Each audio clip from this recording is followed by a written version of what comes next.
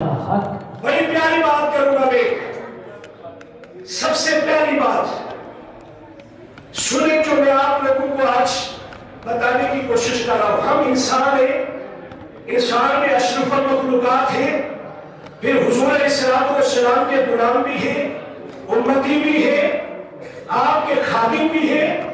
ہمارا تو بہت بڑا درجہ اور بہت بڑا مقام ہے، لیکن حضور کے ساتھ میں جس چیز کی بھی نسبت ہو جاتی ہے وہ چیز جناب والا اپنے آپ میں ممتاز ہو جاتی ہے۔ حضور کے ساتھ جو چیز بھی چھوٹ جاتی ہے وہ ممتاز ہو جاتی ہے۔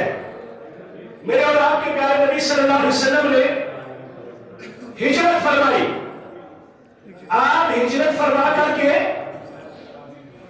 ایک غار میں تشریف لے گئے۔ حضور علیہ السلام بڑی توجہ کے ساتھ میری بات سنیں گے آپ لوگ، علماء کے لیے تقریر نہیں ہے، یہ تو یہاں مدرسے کے طلباء کے لیے اور آپ لوگوں کے لیے ہے، کیونکہ علماء ہیں پڑھے لکھے ہیں، انہیں سمجھانے کی ضرورت نہیں ہوتی، اس لیے ان کے لیے میری تقریر نہیں۔ میری جو تقریر ہے وہ آپ لوگوں کے لیے توجہ کے ساتھ سنیں۔ حضور پہنچے غار میں، حضور کے ساتھ یار غار حضرت سیدنا صدیق اکبر ہے، اور صدیق اکبر رضی اللہ تعالیٰ حضور کے غار میں داخل ہونے سے پہلے حضور سے کہتے ہیں کہ یا رسول اللہ تھوڑا سا اگر مجھے موقع مل جائے تو میں اس غار کے اندر سے مکڑی کے جالے صاف کر لیتا ہوں، اس میں جو کانٹے ہیں وہ کانٹے نکال دیتا ہوں، اس میں جو کوڑا ہے وہ کوڑا نکال دیتا ہوں، آپ کے لیے اندر جگہ بناتا ہوں۔ حضرت سیدنا صدیق اکبر غار کے اندر داخل ہوئے، غار کی صفائی کی، پاس میں صدیق اکبر کی ایک جوبہ ہے، محبت سے بولو سبحان اللہ، جسم پر جوبہ ہے، جوبہ اتارا، اتارنے کے بعد اس جوبے کو پھاڑنا شروع کیا۔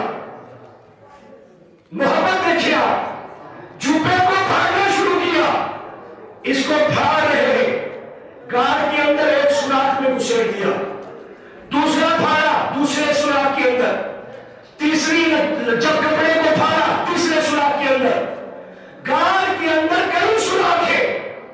آپ نے اپنے جسم کا جوبہ اتارنے کے بعد اس غار کے اندر سارے کا سارا سوراخوں میں لگا دیا۔ اب صدیق اکبر رضی اللہ تعالیٰ حضور علیہ السلام کو کہتے ہیں کہ یا رسول اللہ اندر تشریف لائے۔ حضور اندر داخل ہو گئے۔ اب جب حضور اندر غار میں داخل ہو گئے، اب ذرا توجہ کے ساتھ میری بات کو سنیں گے۔ میرے رب کا کرنا دیکھیں، اللہ کا کرنا دیکھیں کہ صدیق اکبر میں غار میں ایک سوراخ ابھی باقی ہے، جس کے لیے نہ کپڑا ہے نہ کوئی اور ایسی چیز ہے کہ اسے بند کیا جائے۔ صدیق اکبر نے اپنی ایڑی کو اس غار کے اوپر رکھا، اس سوراخ کے اوپر رکھا، سارے بولو سبحان اللہ۔ اس سوراخ میں صدیق اکبر نے اپنی ایڑی کو رکھا اور حضور علیہ السلام کو رائی پر سر رکھنے کے لیے کہا۔ کیسا وہ یادگار ہے، کتنا پیار کرتا تھا نبی سے، کیسا وہ صاحب مزار ہے، کتنی محبت کرتا تھا رسول خدا سے۔ اپنی ایڑی کو سوراخ پر رکھا، حضور کو سر رکھنے کے لیے رائی پر کہا۔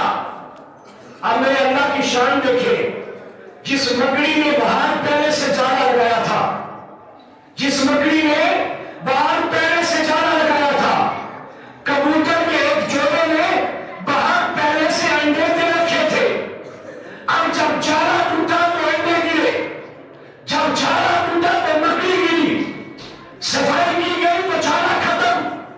اندر ہے صدیق اکبر، اندر ہے رسول خدا، اندر ہے حبیب خدا، اندر ہے سرور کائنات، اندر ہے فخر موجودات، اندر ہے جناب مصطفیٰ، اور ساتھ میں صدیق اکبر۔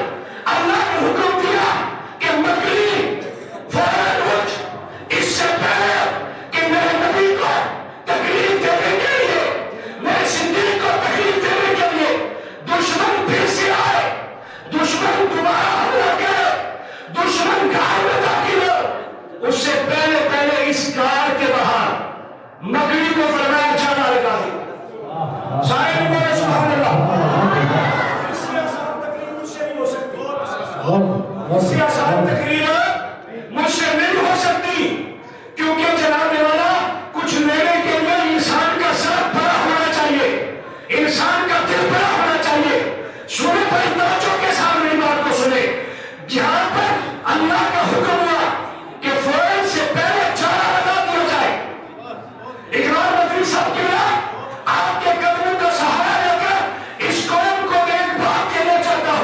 مکڑی تو چھٹاکی کی ہے، اس کی کوئی حیثیت نہیں، لوگوں کے پیروں کے اندر روندی جاتی ہے، یہ مکڑی اس کا کوئی مقام نہیں، لیکن اللہ کہہ رہا ہے کہ مکڑی فوراً سے چلا لگا، مکڑی نے چلا گیا، کبوتر نے جناب والا تم کے جمع کرنا شروع کر دیے، کبوتر کے جوڑے نے تم کے اکٹھے کیے، اکٹھے کرنے کے بعد اس گھر کے منہ کے اوپر ایک گھونسلہ بنا دیا گیا، اللہ نے حکم دیا اے کبوتر کے جوڑے نر اور مادہ دونوں جڑ کر کے جاؤ، انڈے دے دو تاکہ کے دشمن آئے گھر کے منہ پر دیکھے کہ مکڑی کا چارہ ابھی لگا ہے، انڈے ابھی دیے ہوئے ہیں، تو سمجھ جائے اندر کوئی نہیں گیا، سمجھ جائے اندر کوئی داخل نہ ہو سکا۔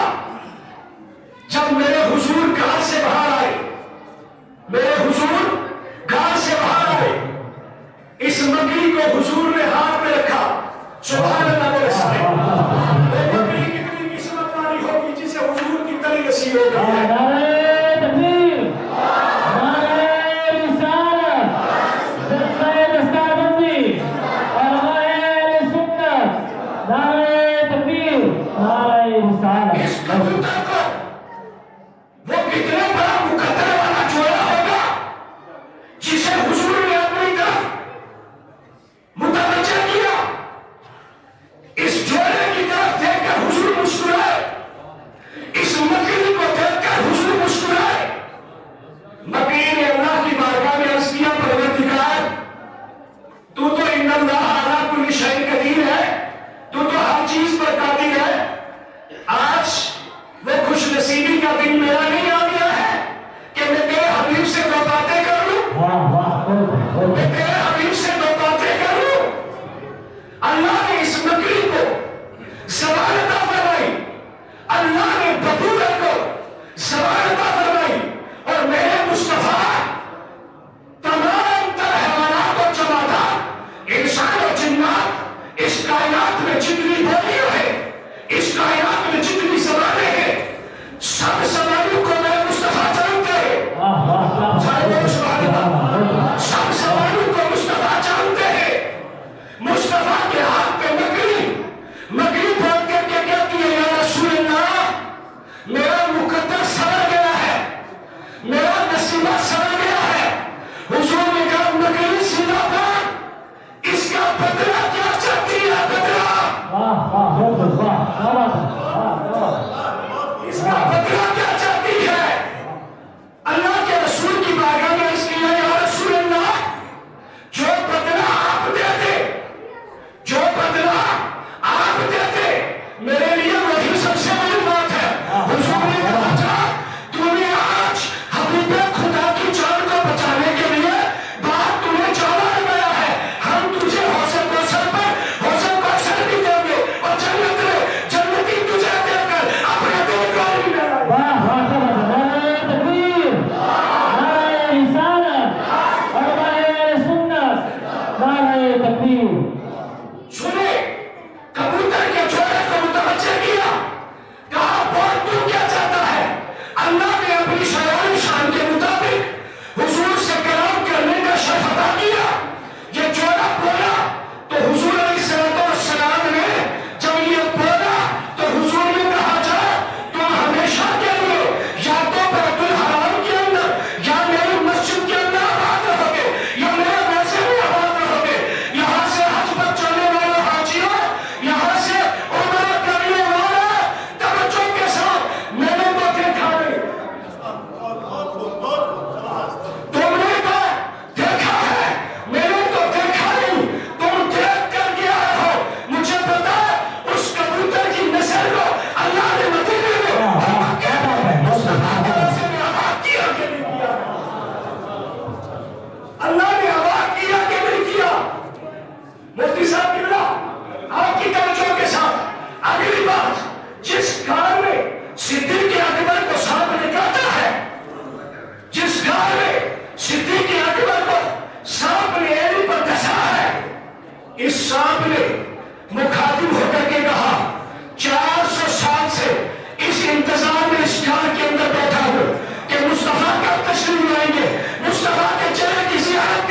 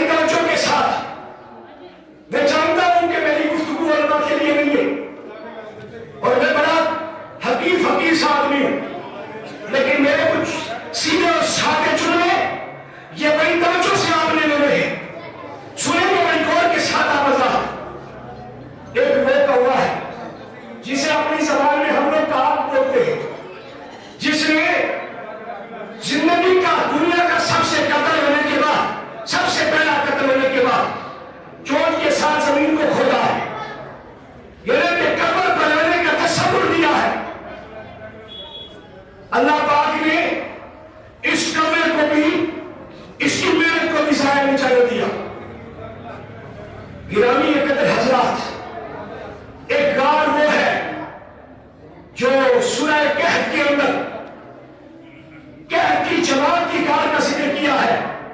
اس غار کے باہر ایک کتا ہے جو اولیاء اللہ کو بھوکتا نہیں، جو اولیاء اللہ کو بھوکتا نہیں. قرآن میں ہے یہ کتا، اور ہے بھی یہ کتا جنتی، جنتی ہے. میں نہیں کہتا، اللہ کا قرآن کہتا ہے کہ وہ کتا جنتی ہے. آپ تو ہر جمعے کو سورہ کہف پڑھتے آتے ہو، آپ تو سارے برابر لوگ ہو، آپ تو سارے پڑھے لکھے لوگ ہو، آپ نے ترجمہ دیکھا ہے، آپ نے تفسیریں سنی ہے، علماء کے بیانات سنے ہیں. وہ کتا بھی جنتی ہے. وہ جنت میں جانے کی وجہ کیا بنی؟ کہ وہ اولیاء کرام کو بھوکتا نہیں تھا. وہ اولیاء اللہ کو، خدا کے دوستوں کو بھوکتا نہیں تھا. وہ کتا بھی جنتی ہے. میں بس سمیٹنے کی کوشش کر رہا ہوں، میں قریب کر رہا ہوں اپنی گفتگو کو. سنیے عزیزہ نے ملت اسلامیہ، ایک کتا بھی جنتی بن گیا، ایک مکڑی بھی جنتی بن گئی، ایک سانپ بھی جنتی بن گیا، اور ایک وہ جانور مچھلی ہے جس نے یونس کو اپنے پیٹ میں رکھا ہے. یہ بھی قرآن میں ہے. اب میں بڑا بیان نہیں کر سکتا، میں چھوٹا آدمی ہوں، چھوٹی گفتگو کروں گا. تو ایک مچھلی کے پیٹ کے اندر ایک نبی ہے، اس نبی نے اس مچھلی کے پیٹ کے اندر اللہ کی باتیں کی. اب وہ جو مچھلی کے پیٹ سے نبی باہر آئے، اللہ نے انعام میں اس مچھلی کو بھی جنتی بنا دیا. اس مچھلی کو بھی جنتی بنا دیا. یار سارے سنی بیٹھے ہو، سارے ایمان کے ساتھ بتاؤ، یہاں دل پہ ہاتھ رکھو. جاوید فیضی کی گفتگو کو بڑی گفتگو نہیں ہوتی، بڑی آسان اور بڑے سیدھے سارے جملے ہوتے ہیں. نہ جانے جناب والا وہ اتنے آسان ہوتے ہیں کہ ایک بچہ میری تقریر سننے کے بعد اسے کہو کہ کر لو تو وہ تقریر بچہ بھی کر لیتا ہے. سنو، میں اقبال مدنی صاحب اور اپنے علماء کے قدموں کا سہارا لے کر اب تمہیں پتہ لینا چاہتا ہوں کہ جناب والا مصطفیٰ کے قدموں سے سانپ جڑ گیا، اللہ نے جنتی بنا دیا. مصطفیٰ کے ساتھ میں ایک مکڑی نے رشتہ جوڑ لیا، اللہ نے مکڑی کو جنتی بنا دیا. ایک کبوتر نے مصطفیٰ کے ساتھ رشتہ جوڑا، اللہ نے اسے جنتی بنا دیا. اور مصطفیٰ کے غلاموں، یہاں مصطفیٰ جان احمد صلی اللہ علیہ وسلم کی امت کی جماعت کے اولیاء موجود ہے. ان اولیاء پر ایک کتا نہیں بھوکتا ہے، اللہ نے اسے بھی جنتی بنا دیا. تو مجھے بتا، تو اور میں ہم حضور کا کلمہ پڑھنے والے، حضور کا درود پڑھنے والے، حضور کا نعرہ قرآن پڑھنے والے، حضور کا دیا ایمان اپنے اندر بسانے والے، خدا کو ایک ماننے والے، خدا کو وحدہ لا شریک ماننے والے، مجھے بتا اگر وہ رسول سے رشتہ جوڑے تو وہ جانور ہو کر جنتی ہو سکتے ہیں. ہم اشرف المخلوقات ہو کر، مصطفیٰ کے غلام ہو کر مصطفیٰ سے رشتہ جوڑیں گے، ہم کیسے جنتی میں؟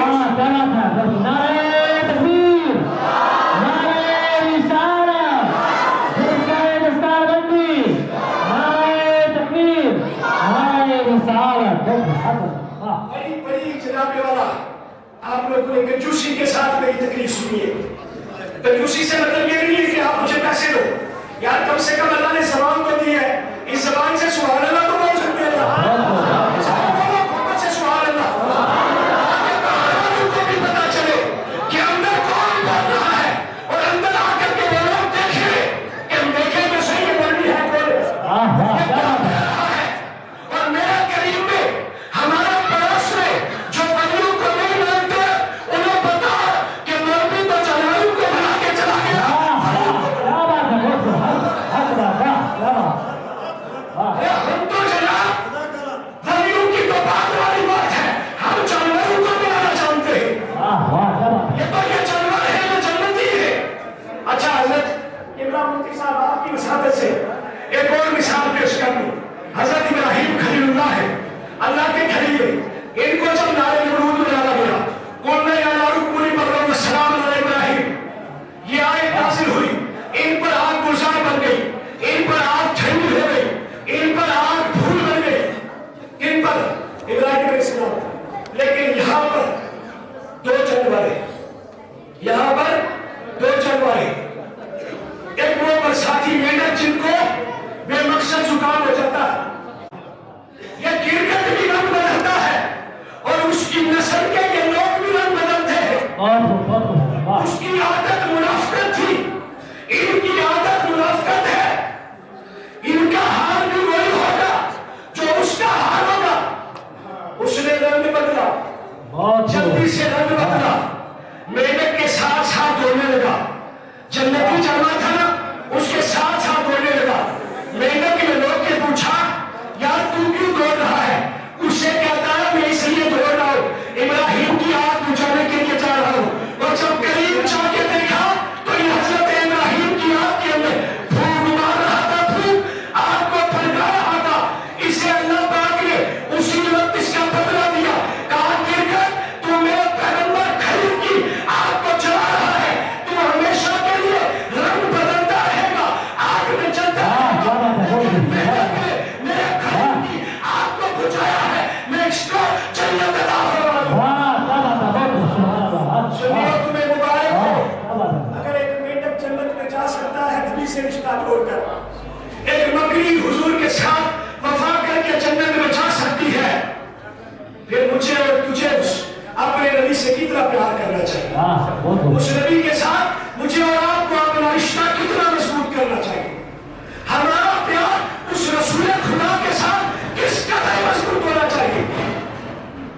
اللہ کہہ رہا قل ان کنتم تحبون اللہ فاتبعونی یحببکم اللہ ویغفر لکم ذنوبکم واللہ غفور رحیم۔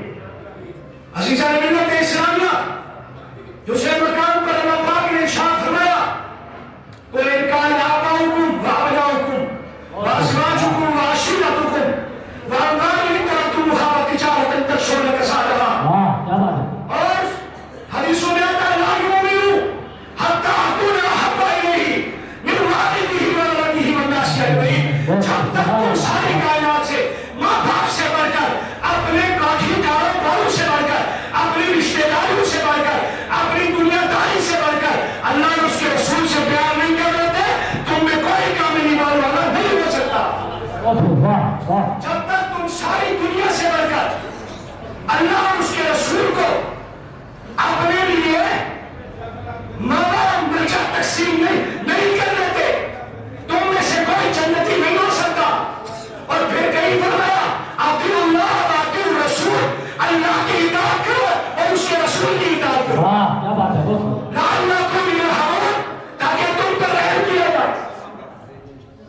عزیزان ملت اسلامیہ، میں مبارکباد پیش کروں گا اقبال مدنی صاحب کو، ان کے مدرسے کی پوری ٹیم کو، یہ مسجد میں بیٹھے یہاں تمام چمبے کفیر اس علاقے کے گرد و نواح کے لوگ، اس مدرسے کے معاملین، یہاں کی مسجد کے مصلین، امام صاحب کے جتنے مقتدی ہیں، آپ سارے مقتدیوں کو میں مبارکباد پیش کروں گا کہ آپ کو مبارک ہو، آپ کے خواجہ اقبال احمد مدنی صاحب نے اس کٹھے کے اندر جہاں کوئی بسنا نہیں چاہتا تھا، اس کٹھے کے اندر بستی کو بھی آباد کیا ہے، اور ساتھ میں مصطفیٰ جان احمد صلی اللہ علیہ وسلم کے دین کی یہاں سے جناب والا یہ نہر بھی باہر ہے۔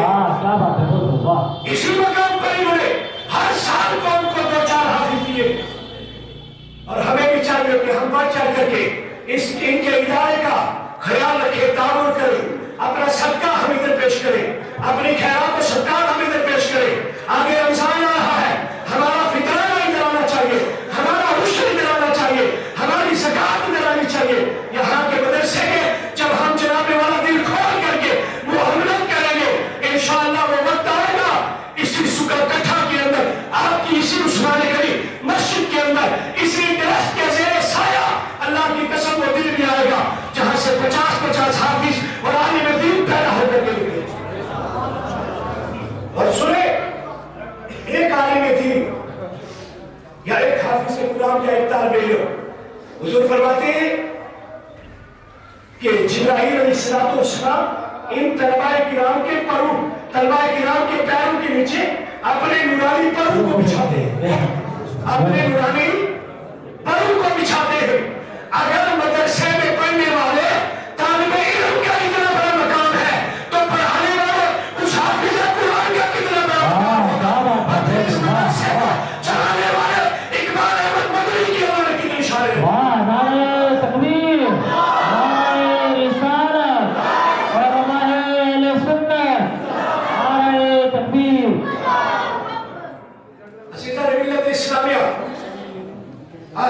عرض ہے آپ حضرات سے، ایک گزارش ہے آپ حضرات سے، جس طریقے سے ہم یہاں ان مجلسوں کے برخاست ہونے کے بعد ہم اداروں کے بارے میں بات کرتے ہیں کہ یار اس ادارے نے ہمیں کیا دیا ہے، اس ادارے نے ہمیں کیا دیا ہے، یقین بنائے ایک ڈاکٹر بنانے کے لیے کروڑوں روپیہ باپ خرچ کرتا ہے، ایک پروفیسر بنانے کے لیے باپ اربوں روپیہ خرچ کرتا ہے، جناب ایک فوجی بنانے کے لیے، ایک ٹیچر بنانے کے لیے، ایک ملازم بنانے کے لیے اپنے ماں باپ رات دن پتھر ڈھوتے ہیں، لوگوں کے یہاں نوکریاں کرتے ہیں، لوگوں کے یہاں غلامیاں کرتے ہیں، اور غلامی کر کے پھر جناب ساری زندگی اس بچے پہ محنت کرتے ہیں، 30 سال 35 سال کہ یار ہمارے بچے کی ملازمت لگ جائے، 20 سال ہمارے بچہ جناب والا یہ ملازم بن جائے، جب 20 سال کے بعد اس بچے کو دیکھا جاتا ہے،